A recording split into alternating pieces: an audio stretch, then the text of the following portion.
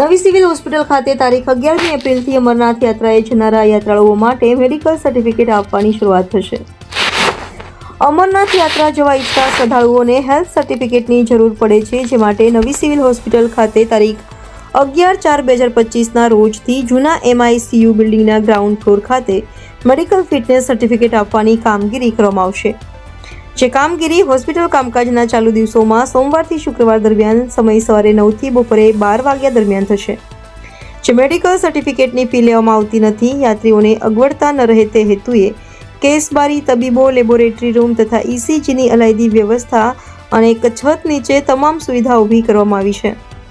શ્રી અમરનાથજી યાત્રાએ જનારા યાત્રાળુએ પોતાની સાથે 4 પાસપોર્ટ સાઇઝ ફોટા, ID proof, Aadhaar card, PAN card, voting card, driving licence પૈકી કોઈ પણ એક અસલ તથા ઝેરોક્સ નકલ તેમજ કમ્પલસરી હેલ્થ સર્ટિફિકેટ ફોર્મ 2 નકલમાં સાથે રૂબરૂમાં આવવાનું રહેશે।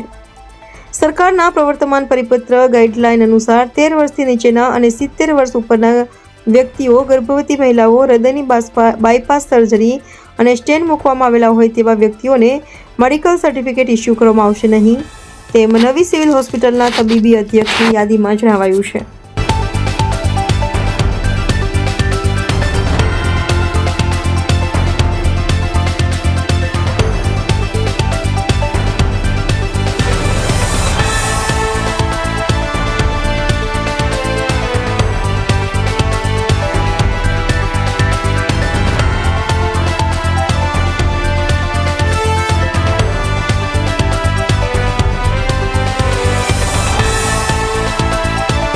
जी તમારું નામ?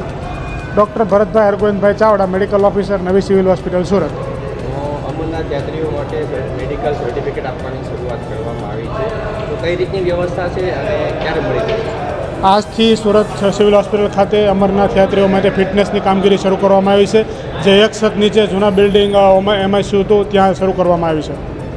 કઈ રીતની રિપોર્ટ કરવામાં આવે છે અને કેટલા દિવસમાં મળી જશે? સામાન્ય પ્રકારના રિપોર્ટ કરવામાં આવે છે, પેશાબના રિપોર્ટ કરવામાં આવે છે, તેમજ જો ઉંમર 45 કરતાં વધારે હોય તો સરકારની ગાઈડલાઇન મુજબ તેના ECG કાઢવામાં આવે છે અને જરૂર પડે તો મેડિસિનના ડૉક્ટરની પણ તપાસ કરાવવામાં આવે છે। ક્યાં સુધી આ મેડિકલ સર્ટિફિકેટ આપવાની કામગીરી ચાલુ રહેશે? અમરનાથ યાત્રાનું જ્યાં સુધી ચાલુ થાય ત્યાં સુધી આપણે ફિટનેસ સર્ટિફિકેટ આપતા હોય છે, અંદાજિત 2 થી 2.5 મહિના સુધી ચાલતું હોય છે।